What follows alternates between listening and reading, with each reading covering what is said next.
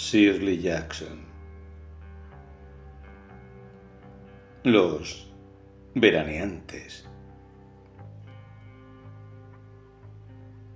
La casa de campo de los Allison, a 7 millas de distancia del pueblo más cercano, se erguía airosamente sobre una colina. Desde 3 de sus lados se divisaba una extensión cubierta de hermosos árboles y de una vegetación que casi nunca, ni siquiera en pleno verano, aparecía agostada y seca. En el cuarto lado estaba el lago, que llegaba hasta el embarcadero de madera que los Allison no se molestaban ya en reparar y que se divisaba igualmente bien desde el porche delantero, el porche lateral o cualquier lugar de la rústica escalera que conducía desde el porche hasta el agua.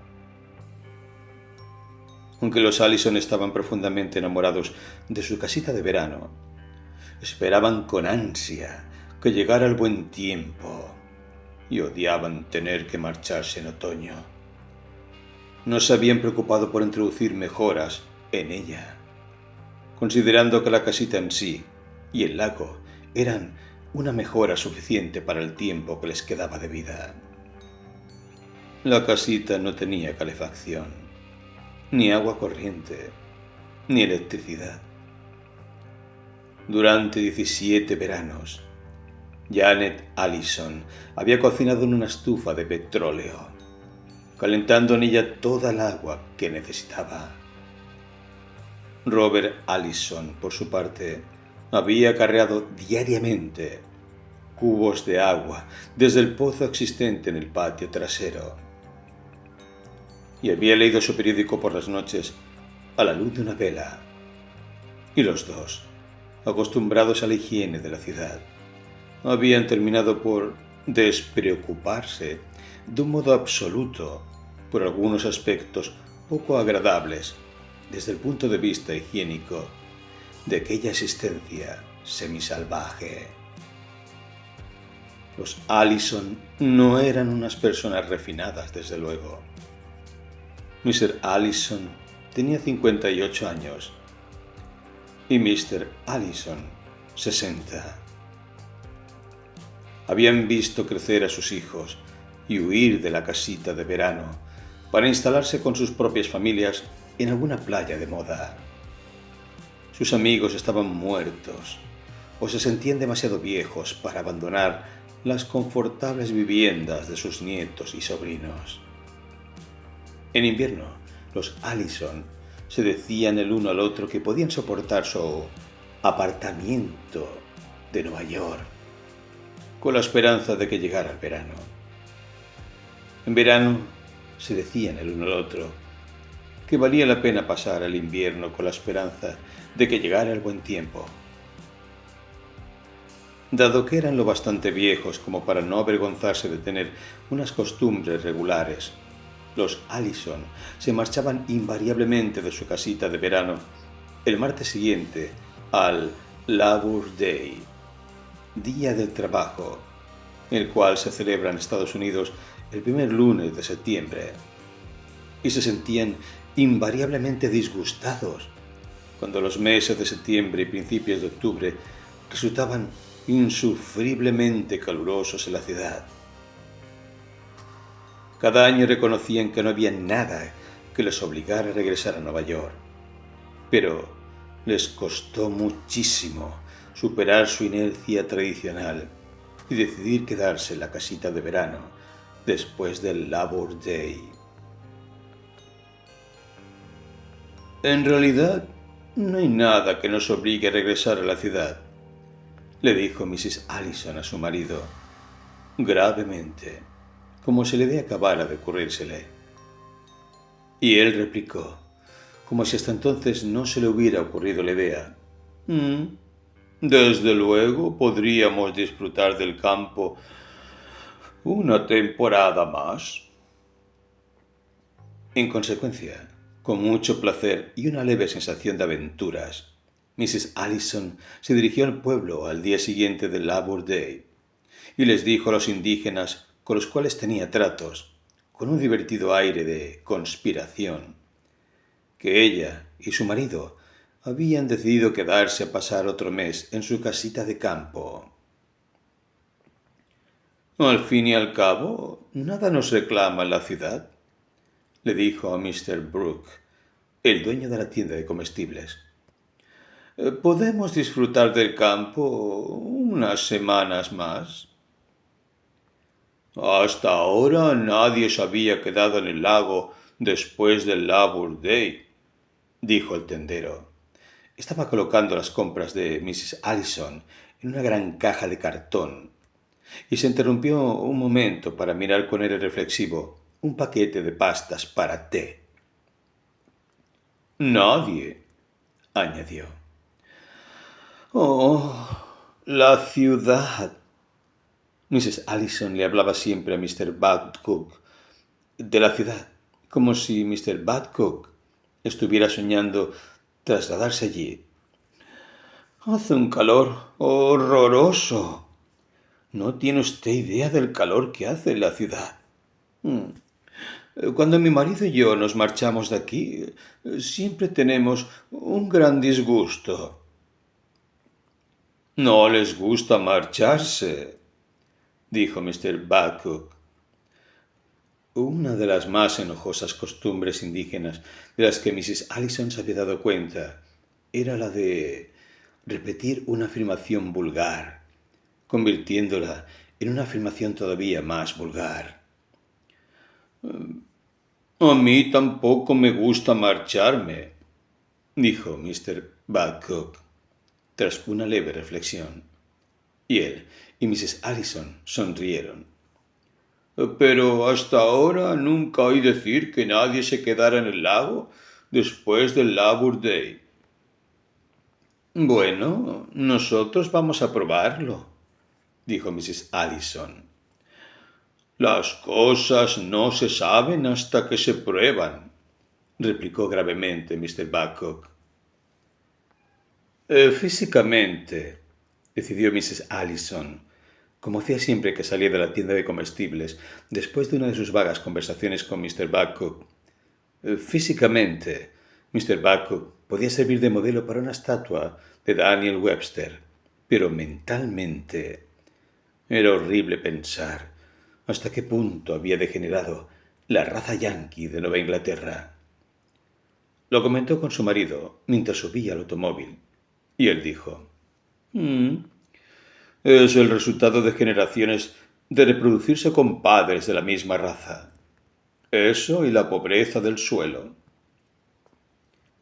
Dado que este era su gran viaje al pueblo, el cual efectuaban solamente cada 2 semanas para comprar cosas que no podían enviarles, pasaban allí todo el día, deteniéndose a comer un bocadillo en la tienda de los periódicos y los refrescos, y dejando los paquetes amontonados en la trasera del auto.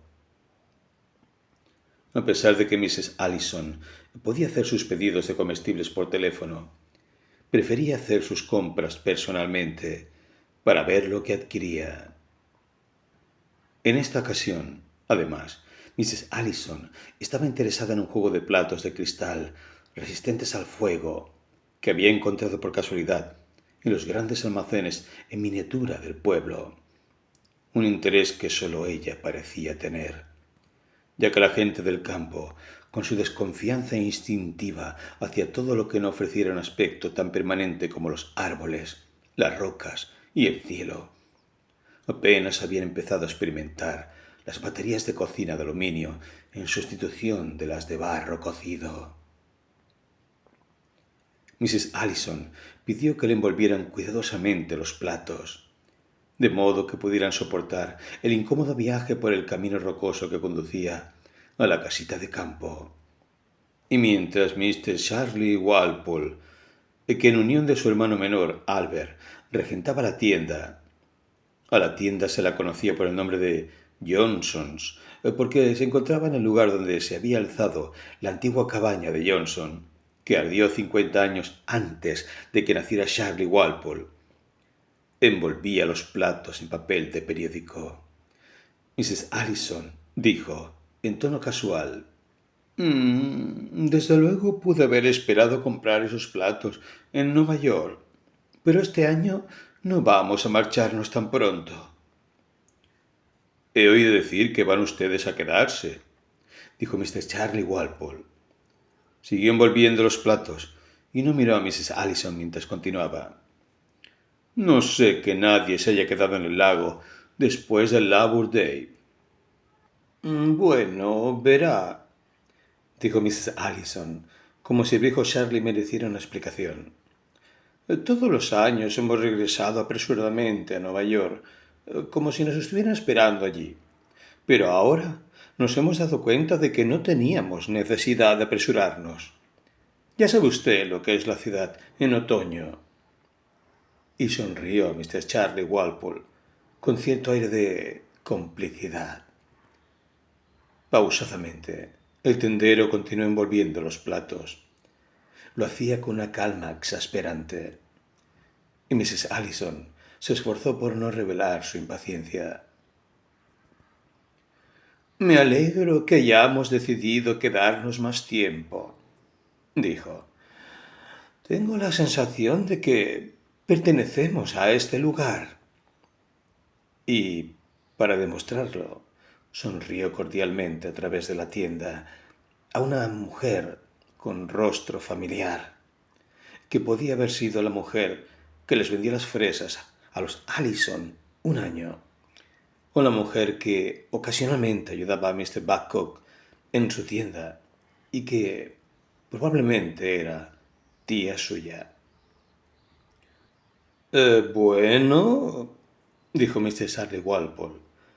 Empujó el paquete a través del mostrador, para dar a entender que estaba terminado y que, por una venta bien hecha y un paquete bien envuelto, estaba dispuesto a aceptar cierta cantidad de dinero. Bueno, repitió. Hasta ahora los veraneantes no se habían quedado nunca en el lago después del Labor Day. Mrs. Allison le entregó un billete de $1 y el tendero le devolvió el cambio, contando cuidadosamente los peniques. No se habían quedado nunca después del Labor Day, repitió, dirigiendo una inclinación de cabeza a Mrs. Allison y cruzando lentamente la tienda para atender a las dos mujeres que estaban examinando los vestidos de algodón.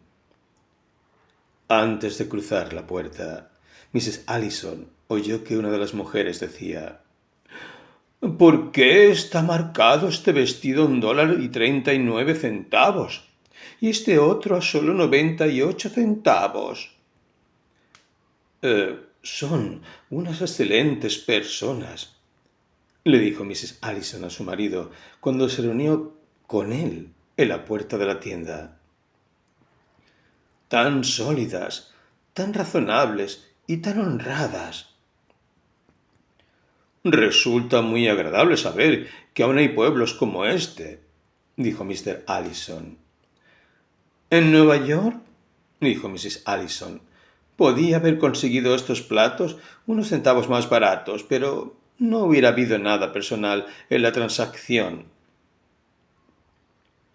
¿Van a quedarse en el lago?, preguntó Mrs. Martin, en la tienda de los periódicos y refrescos. He oído decir que van a quedarse.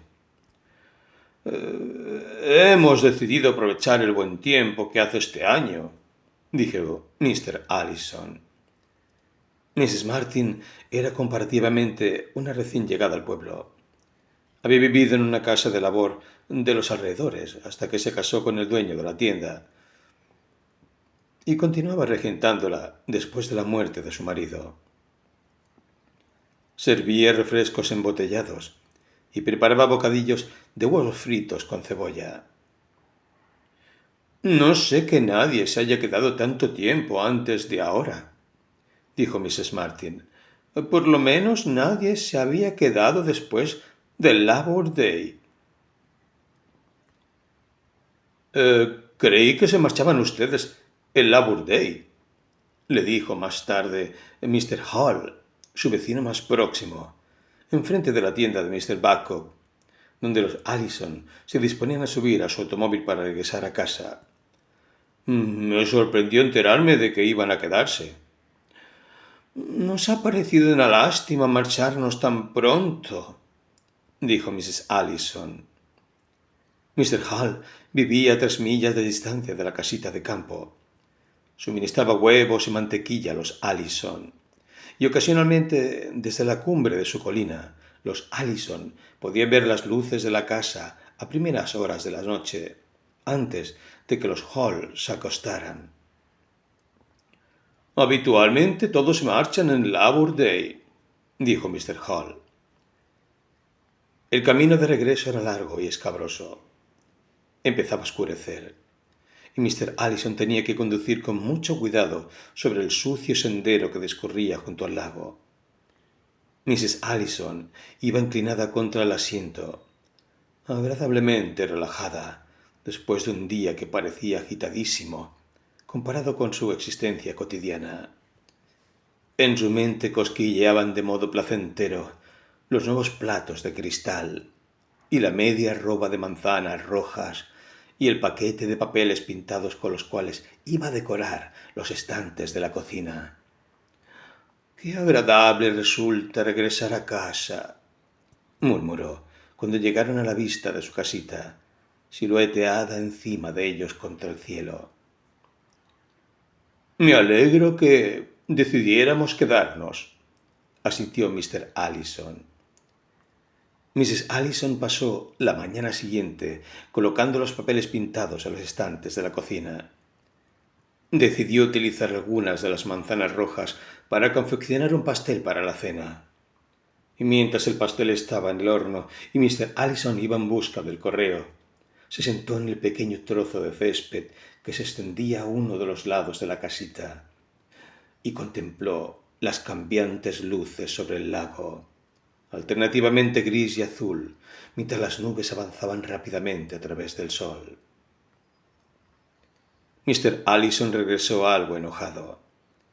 Siempre le fastidiaba andar 1 milla hasta la estafeta de correos de la carretera general y volver con las manos vacías, a pesar de que suponía que el paseo era beneficioso para su salud. Aquella mañana no había nada más que una circular de unos grandes almacenes de Nueva York y su periódico neoyorquino, el cual llegaba erráticamente por correo de 1 o 4 días más tarde de lo debido. De modo que algunos días los Allison recibían 3 periódicos y frecuentemente ninguno. Mrs. Allison, aunque compartía con su marido la decepción de no recibir la carta que tanto esperaban, no tardó en consolarse con la circular de los grandes almacenes y decidió mentalmente dejarse caer en ellos cuando finalmente regresaran a Nueva York y comprobar la oferta de las mantas de lana. En los tiempos actuales resultaba difícil encontrar buenas mantas a un precio razonable. Pensó que tenía que guardar la circular para que no se le olvidara, pero al final renunció a entrar en la casa para dejarla en un lugar seguro y se dejó caer en la hierba al lado de su mecedora, con los ojos semicerrados. «Parece que vamos a tener lluvia», dijo Mr. Allison, contemplando el cielo. «Será buena para las cosechas», dijo Mrs. Allison lacónicamente, y los dos se echaron a reír. El hombre del petróleo se presentó a la mañana siguiente, mientras Mr. Allison había ido en busca del correo. Su provisión de petróleo empezaba a escasear, y Mrs. Allison acogía al hombre calurosamente. Vendía petróleo y hielo, y durante el verano recogía la basura de los veraneantes. Un basurero solo era necesario para los descuidados habitantes de la ciudad. La gente del campo no tenía basura. «Me alegro mucho de verle», dijo Mrs. Allison. «Nos estábamos quedando sin petróleo». El hombre del petróleo, de cuyo nombre nunca había podido enterarse Mrs. Allison, utilizaba una manguera de goma para llenar el bidón de 100 litros de los Allison. Pero hoy, en vez de dirigirse a la parte trasera de su camioneta y desenroscar la manguera, el hombre miró con aire de apuro a Mrs. Allison sin parar el motor de la camioneta. «Creí que iban ustedes a marcharse», dijo. Vamos a quedarnos otro mes, dijo Mrs. Allison alegremente. Hace un tiempo tan agradable que nos ha parecido. Eso es lo que me han dicho, dijo el hombre. No puedo servirles petróleo. ¿Qué quiere usted decir? Mrs. Allison enarcó las cejas. ¿Nos ha servido usted de un modo regular? Después del Labor Day, dijo el hombre, apenas me queda petróleo.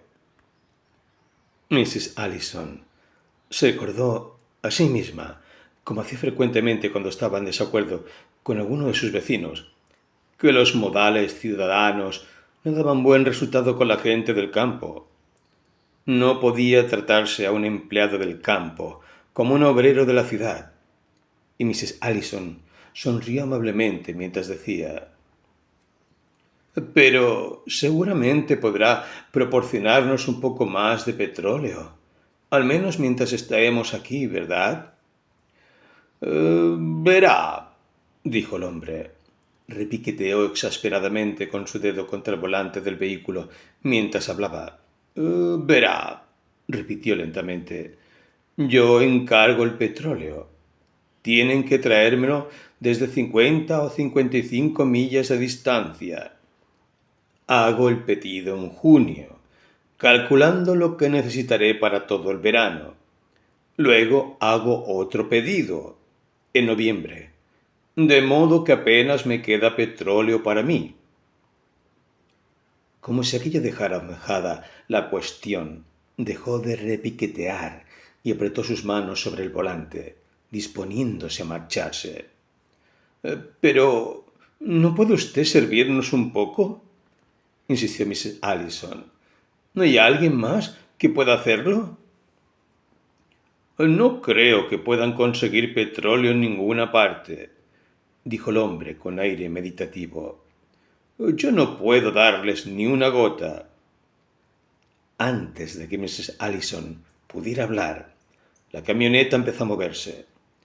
Luego se detuvo un momento y el conductor miró a Mrs. Allison a través de la ventanilla del vehículo.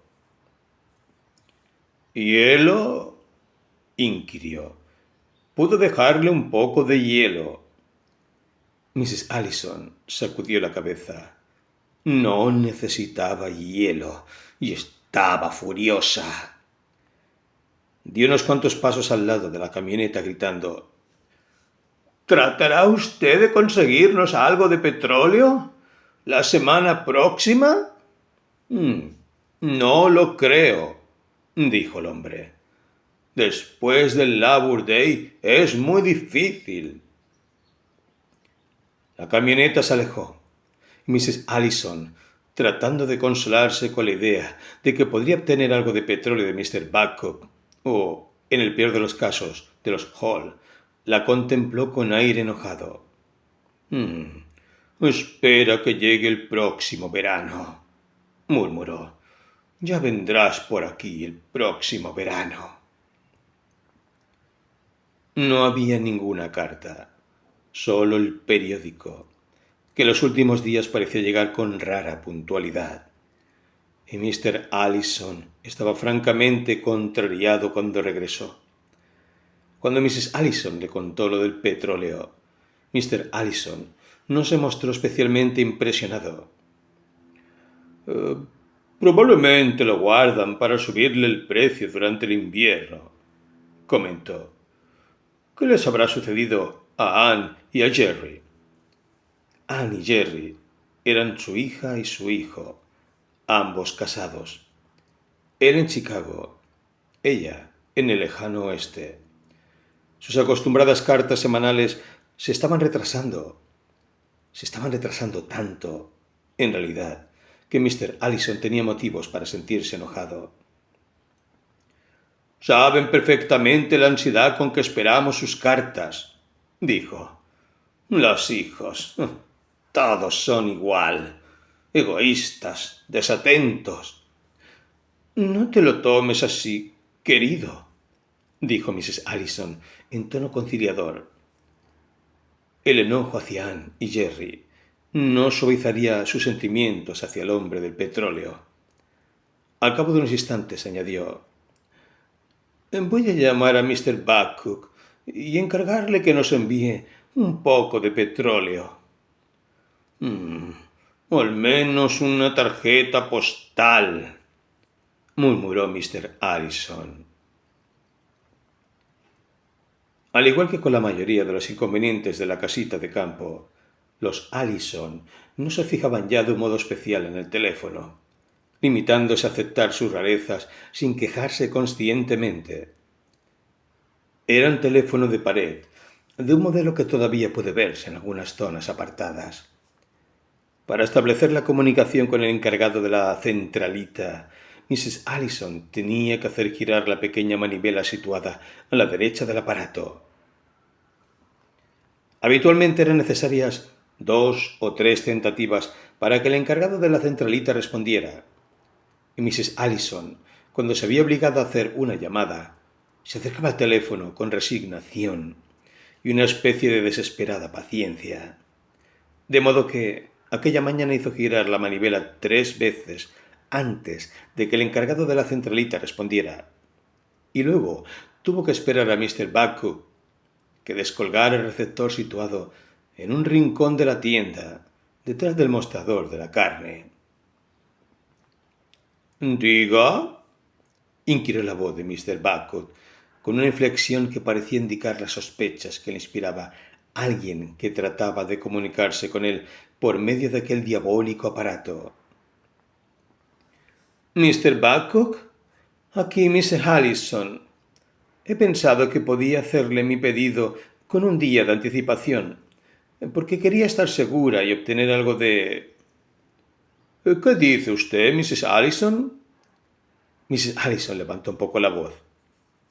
Vio que Mr. Allison, desde el césped, se volvía en su mecedora y la miraba con una expresión de comprensiva simpatía.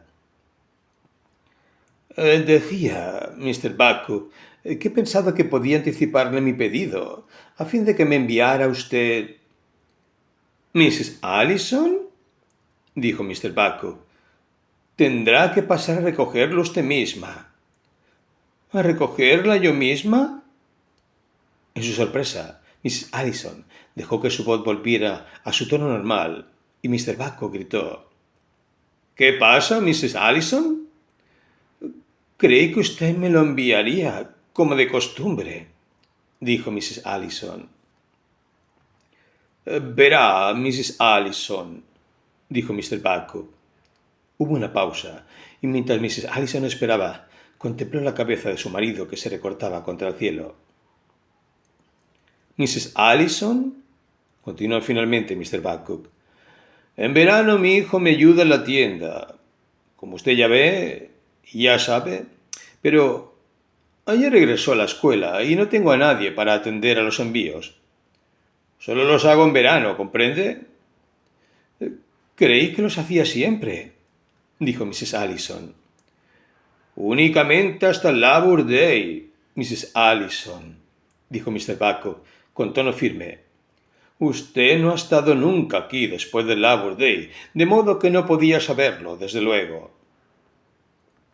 Mrs. Allison se contuvo, repitiéndose una y otra vez que no pueden utilizarse los mismos modales con la gente del campo que con los de la ciudad, y que el enfurecerse no le serviría de nada. «¿Está usted seguro?», preguntó finalmente. «¿No podría enviarnos un último pedido hoy, Mr. Babcock?». «Imposible, Mrs. Allison», respondió Mr. Babcock. «No puedo emplear a alguien para un envío a un solo cliente del lago. Compréndalo». «¿Qué me dice de Mr. Hall?», preguntó repentinamente Mrs. Allison. «Vive a 3 millas de distancia de nuestra casa. Mrs. Hall podía recogerlo cuando vaya al pueblo y...». «¿Hall?», inquirió Mr. Babcock. «¿John Hall?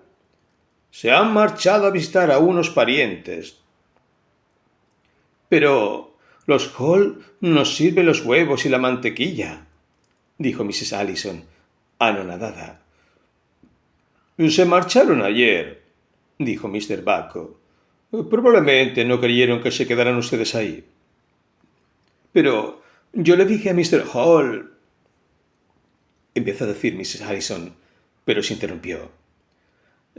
Mañana enviaré a Mr. Allison a recoger algunas cosas, añadió. Le atenderé con mucho gusto, dijo Mr. Buck. Después de colgar el receptor, Mrs. Allison fue a sentarse de nuevo en la mecedora contigua a la de su marido. Mr. Buck no va a enviarnos nada, dijo. Tendrás que ir tú mañana. Solo tenemos el petróleo suficiente hasta que tú regreses. Debió avisarnos antes, dijo Mr. Allison. No era posible permanecer preocupados durante el resto del día.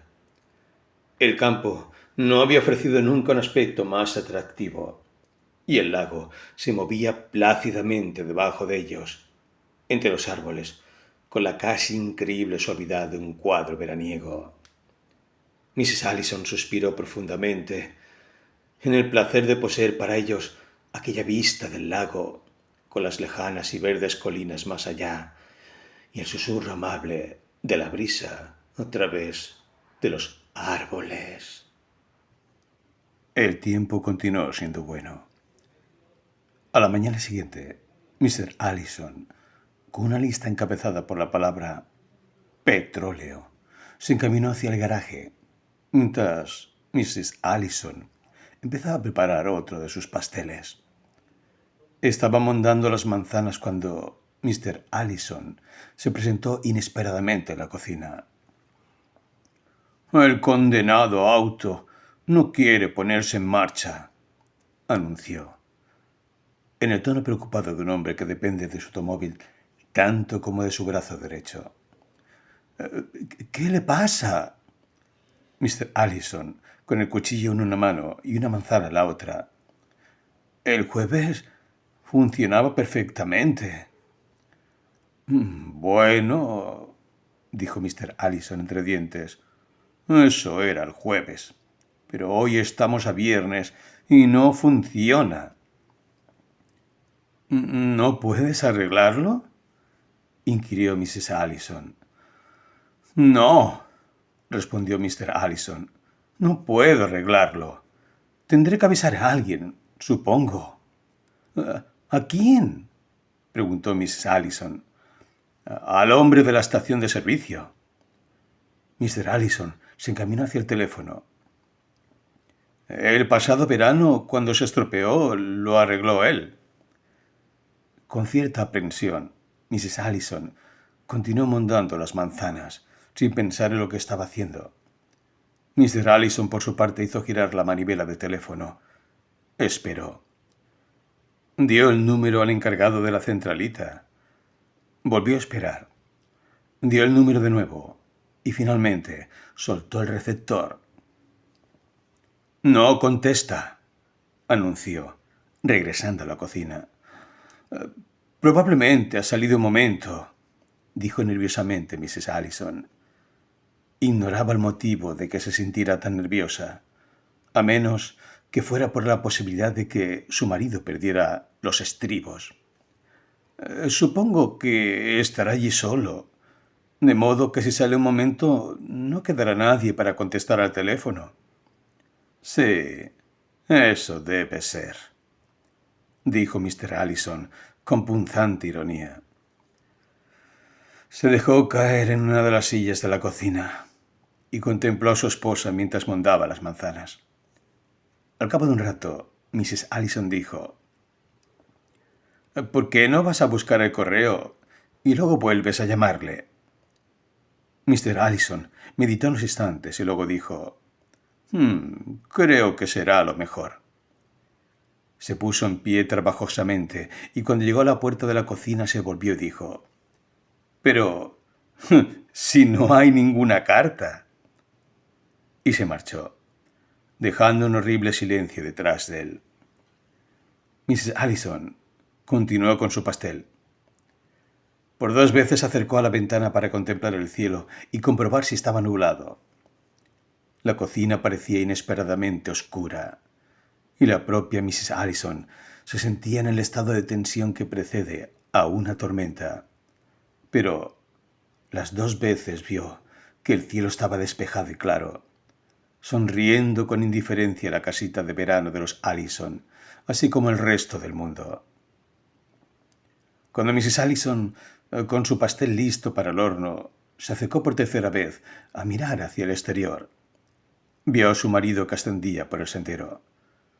Tenía un aspecto más alegre, y al ver a su esposa agitó una carta en el aire.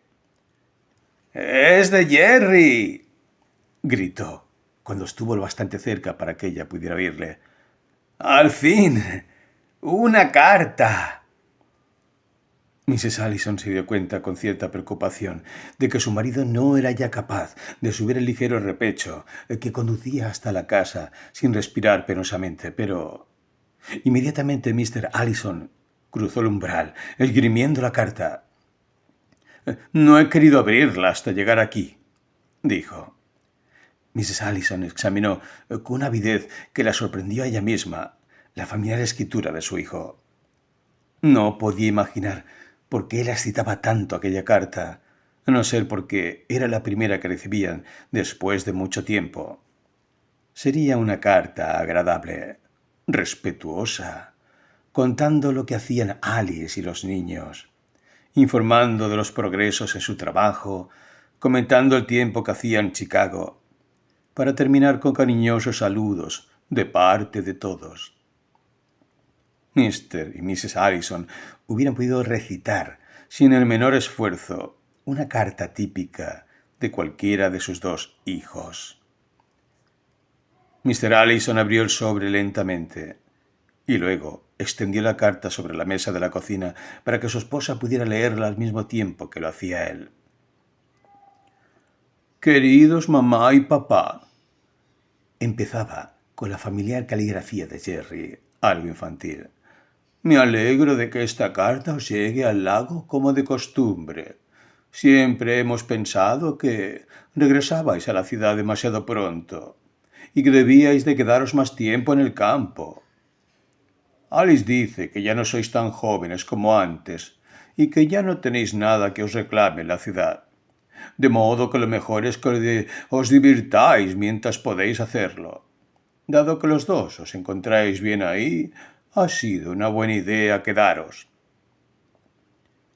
Con cierta sensación de intranquilidad, Mrs. Allison miró de soslayo a su marido.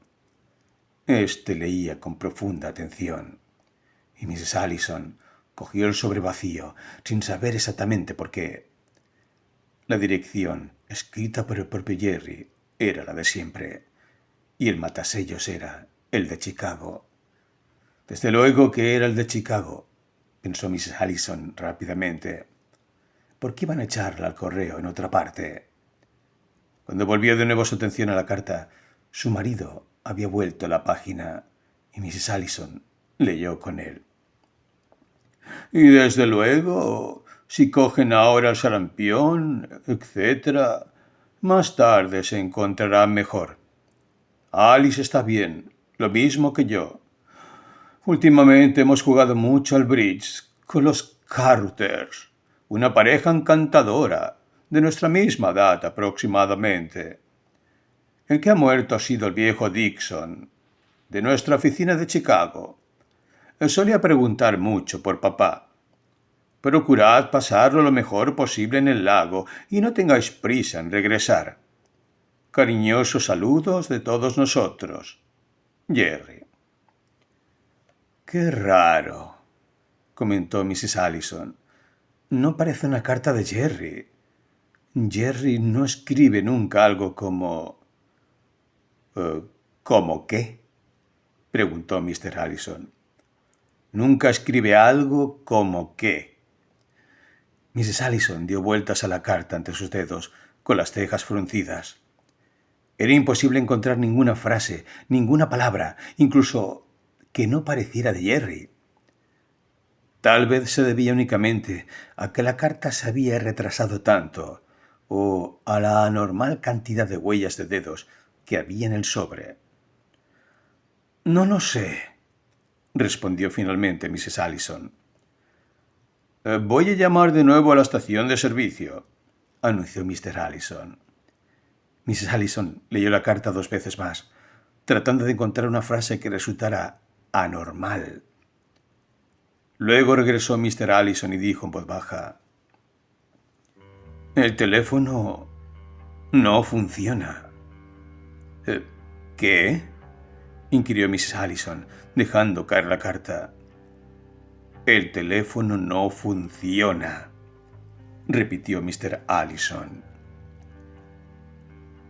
El resto del día transcurrió rápidamente.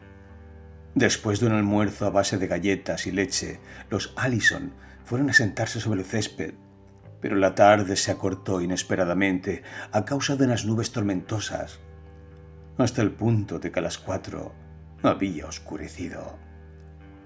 La tormenta, sin embargo, parecía retrasarse, como si quisiera saborear por anticipado el placer de descargar su furia sobre la casita y el lago. De cuando en cuando relampagueaba, pero no cayó una sola gota de lluvia. Por la noche, Mr. y Mrs. Allison, sentados muy juntos en el interior de su casita, pusieron en marcha la radio de pilas que se habían traído de Nueva York. No había ninguna lámpara encendida, y la única claridad procedía de los relámpagos del exterior y del pequeño recuadro iluminado en la parte delantera del aparato de radio. La frágil estructura de la casita no era lo bastante recia como para contener en su interior los ruidos de la ciudad, la música y las voces de la radio, y los Allison podían oír todos aquellos sonidos esparciéndose a través del lago. Los saxófonos de la orquesta de Nueva York sollozando sobre el agua, la voz de la vocalista desvaneciéndose inexorablemente en el límpido aire campestre, incluso el locutor anunciando con entusiasmo las cualidades de unas determinadas hojas de afeitar. No era más que una voz inhumana surgiendo de la casita de campo de los Allison y regresando a ella, como si el lago y las colinas y los árboles la rechazaran por indeseable. De pronto, Mrs. Allison se volvió hacia su marido y sonrió débilmente. «Me pregunto si se supone que vamos a hacer algo», dijo. «No», respondió Mr. Allison. «Creo que no. Solo esperar». Mrs. Allison suspiró y su marido añadió rápidamente: «El automóvil ha sido estropeado a propósito. Incluso yo he podido darme cuenta». Mrs. Allison vaciló unos instantes y luego murmuró: «Supongo que los hilos del teléfono han sido cortados». «Eso creo», dijo Mr. Allison. Al cabo de un rato, la música de baile cesó y los Allison escucharon atentamente un boletín de noticias. La voz del locutor les habló de un matrimonio que iba a celebrarse en Hollywood. Les informó de los resultados de los partidos de béisbol y del probable aumento que sufrirían los precios durante la próxima semana. Les habló, en la casita de verano, como si todavía merecieran oír noticias de un mundo con el cual solo estaban unidos ahora a través de las pilas de la radio, que por cierto empezaban ya a gastarse. Mrs. Allison se acercó a la ventana y miró a la lisa superficie del lago, a la negra masa de los árboles y a la tormenta a punto de descargar, y dijo en tono casual: «Ahora comprendo lo de la carta de Jerry. Lo supe anoche, cuando vi apagarse la luz en casa de los Hall», dijo Mr. Allison. El viento, soplando repentinamente sobre el lago, remoloneó alrededor de la casita de verano y chocó contra las ventanas. Involuntariamente, Mr. y Mrs. Allison se acercaron más el uno al otro, y al primer estallido del trueno, Mr. Allison alargó el brazo y cogió la mano de su esposa. Y luego, mientras en el exterior llamaban los relámpagos y el aparato de radio enmudecía, los dos ancianos se abrazaron en su casita de verano y esperaron.